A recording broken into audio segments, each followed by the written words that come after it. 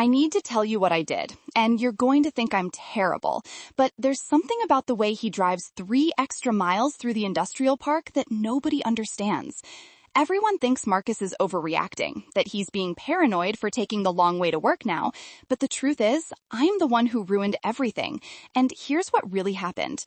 If I don't tell this story, you'll never understand why I still check his location every morning at 7:23 a.m., even though we broke up 6 months ago. But once you know what I know, you'll see why I had no choice but to track him for 8 months straight, why I paid $19 a month for the premium version of Find My Everything, why I learned his patterns better than my own heartbeat. I'm going to tell you everything, including why he takes that specific detour past the old Walmart. And the part that makes me look worse, I'm saving that for the end, because you need to understand how much I loved him first. It started because Marcus kept saying he was working late, but his Instagram stories showed him at different bars every night. Not drinking alone, he's smarter than that, but posting those generic sunset shots from rooftop places, the kind where you can't tell who's sitting across from him. I should have known something was wrong when he stopped tagging locations, but I ignored it because I was too scared to ask the question that might end us. There's something about Marcus I haven't told you yet. He has this thing where he rubs his left ear when he's lying. I noticed it 6 months into dating, but I convinced myself I was being crazy. That ear rubbing doesn't mean anything. But then I started watching his location dot move across the city map, and every time it stopped at those apartments on Pine Street, he'd come home rubbing that ear raw.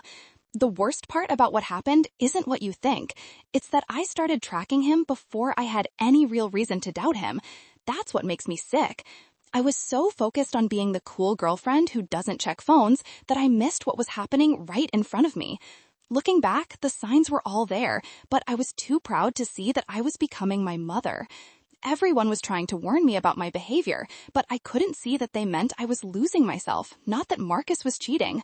My best friend Jenna kept saying, "You've changed," every time I'd cancel plans to watch his dot move across the screen. I thought she was being dramatic about me spending 37 Friday nights alone with my laptop open to his location. I felt so smart about creating fake emergencies to see where he'd respond from that I completely missed how he started keeping his phone face down at dinner. That night when I texted him about my fake car trouble and his dot didn't move from those Pine Street apartments for 4 hours, something happened that I've never told anyone about. I drove there. I sat in my Honda across from Building C, watching his little blue dot merge with someone else's little green dot, and I told myself I was being protective, not crazy. You know that feeling when you're doing something you know is wrong, but you can't stop because stopping means admitting you started? That's exactly where I was, refreshing that app every 30 seconds like my life depended on it. While everyone on social media was commenting heart emojis on our anniversary post, I was learning that Marcus left whoever's apartment at 2:17 a.m. every Thursday. The comments on my posts were all relationship goals, but the DMs told a different story. 3 friends messaged me asking if Marcus seemed distant, not knowing I already had his daily schedule memorized. I thought I was protecting our relationship, but actually, I was slowly killing whatever trust we had left. Everyone could see what was happening except me. My sister asked if I was eating enough because I'd lost weight, but what she meant was, "Your eyes look crazy and you're scaring us." Just when I thought things couldn't get worse, Marcus started driving to a different neighborhood. His dot began stopping at this little blue house on Maple Drive, and I convinced myself he was getting sloppy with his lies. I should have been relieved when his pattern changed, because maybe he wasn't cheating anymore. But instead, I felt my stomach drop, because now I had 2 locations to monitor. For a moment, I actually believed I could stop checking the app. I deleted it 3 times, but reinstalling takes exactly 47 seconds. I told myself the same lie everyone does when caught snooping. I just need proof so I can move on. But the real reason I'm telling you this is that I was addicted to knowing where he was every second, and admitting that meant admitting I didn't trust him or myself. You're probably thinking I'm pathetic for knowing he orders coffee at 7:43 a.m. every day, but it gets worse. The morning I confessed everything, I didn't plan to. I woke up planning to spend another day as GPS girlfriend, watching his dot while pretending to work from home. But then I saw something that made me throw up in my mouth.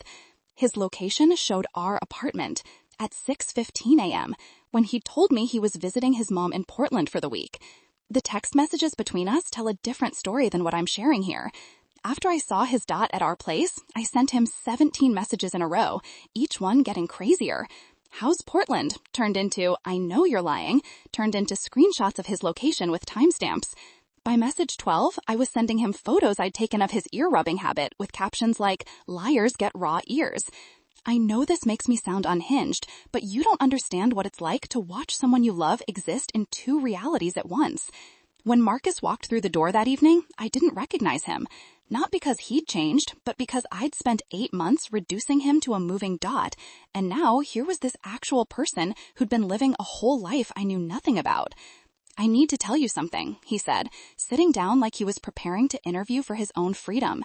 And that's when I realized everyone was right about me being the villain, because I'd spent so long preparing to catch him that I never prepared to be caught. Remember what I said about those extra miles he drives now? Here's the truth.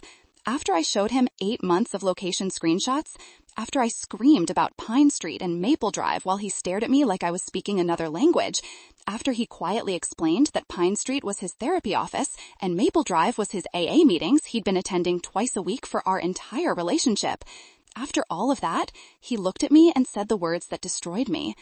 I drove extra miles because I thought someone was following me. Turns out it was just my girlfriend. The real reason I'm telling you this is that Marcus takes the long way to work because he doesn't know if I stopped watching. Neither do I. I deleted the app, but his schedule is burned into my brain like a scar. I know it sounds crazy, but Instagram actually saved whatever dignity I had left. I posted one of those sunset photos from a parking lot where I'd followed him, and an old coworker commented, "Hey, that's where I go to therapy. Great place." Now, 6 months later, here's where things stand.